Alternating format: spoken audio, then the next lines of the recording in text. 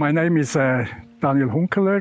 I'm professor at the University of Neuchâtel, and I lead the Laboratory for Hydrochemistry and Contaminants. The chair is based at the Center for Hydrogeology and Geothermics, which is actually one of the biggest groundwater research centers in Europe. In Switzerland, we all more or less drink groundwater. We have a lot of challenges to address. We have a lot of challenges related to climate change. So there's a lot of questions coming from practice that is very motivating for doing research. And then you have to really integrate knowledge from many different fields. We have here a small aquifer system in unconsolidated deposits. Here we actually came with master student, bachelor student, starting doing measurement. Thought this is a really easy site. It's a small aquifer, so we understand easy, you can show it easily to students. And then we got some puzzling observations.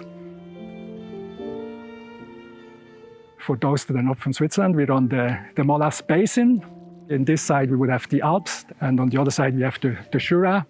Typically, we would say we have here an environment that is rather impermeable. That is the base of the aquifer, also afterwards filling of lake sediments.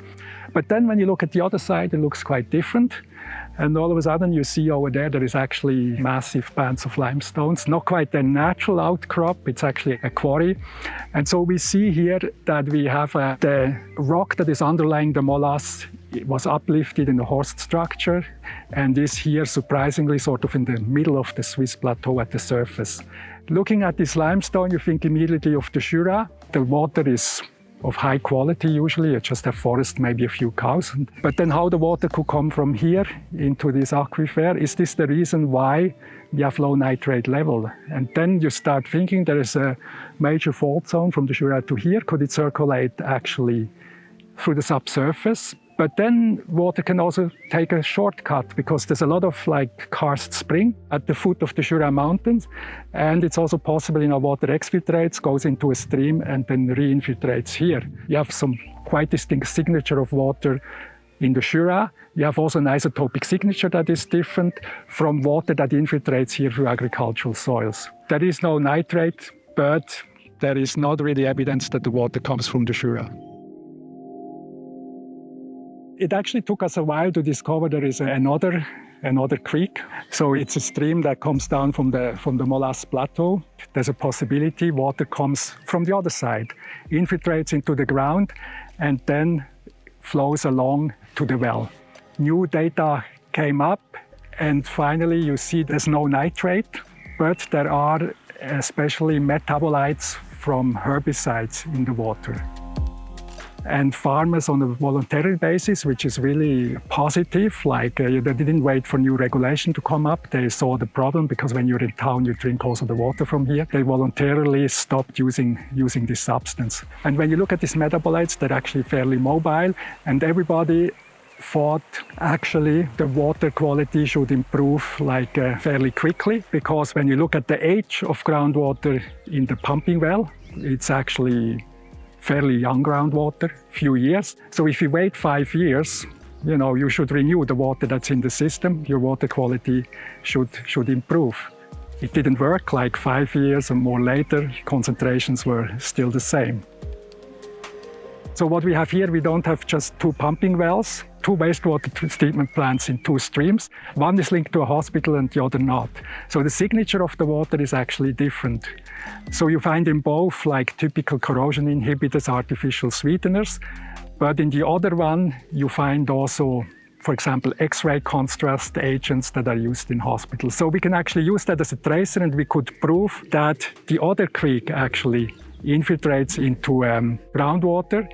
And finally, we could show that why the problem doesn't go away, that we really have to consider, as in hydrogeology, often connected systems. Water from the other side, from the Molas Plateau, where you have some small aquifers, or mainly also drainages, exfiltrates, gets into the creek, and then reinfiltrates in the lower aquifer. And so by this combined effect, you get a very long memory effect, and so explain why the substances haven't been gone away, even so.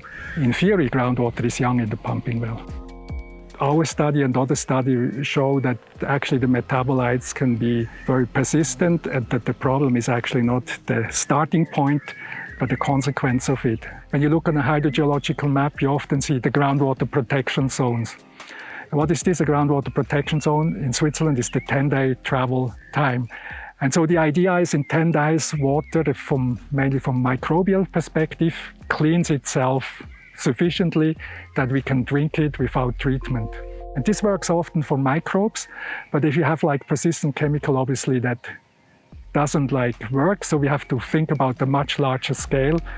In a way, this makes also hydrogeology even more important and exciting, because you actually start thinking more about not just local scale problem and contaminant mechanism, but holistic, trying to develop system understanding. And I think this is also for teaching much more stimulating, trying to really figure out how the whole thing works and what the role of different factors is. But then going forward to 25 years, I think there's still going to be a surprising evolution where we in future also can measure much more directly in the field and learn much more about the temporal and spatial dynamics of substances, because now we have just a few spots every now and then, and we get a much more complete picture.